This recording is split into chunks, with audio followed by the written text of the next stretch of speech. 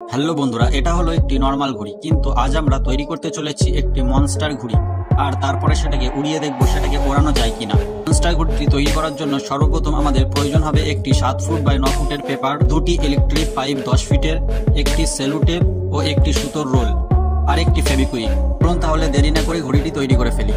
বন্ধুরা, ঘড়িটি যতক্ষণে তৈরি করছি ততক্ষণ আপনি আপনার সুন্দর হাত দিয়ে ভিডিওটিতে একটি লাইক করবেন। আর আপনি যদি এমন ধরনের ভিডিও দেখতে চান তাহলে অবশ্যই আমাদের চ্যানেলটিকে সাবস্ক্রাইব করে আমাদের সঙ্গে থাকবেন। বন্ধুরা, আপনারা দেখতেই পাচ্ছেন ঘড়িটি তৈরি হয়ে গিয়েছে এবং ঘড়িটি দেখতে কেমন লাগছে।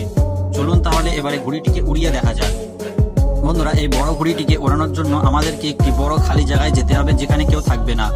তো আমরা এখন খালি জায়গায় চলে এসেছি। চলুন তাহলে এবার ঘড়িটিকে উড়িয়ে দেখা যাক ঘড়িটি কেমন ওড়ে।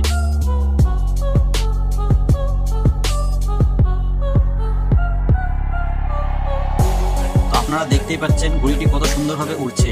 আপনি যদি এখনো ভিডিওটিতে লাইক না করে থাকেন তাহলে এক্ষুনি ভিডিওটিতে একটি লাইক করে দেবেন।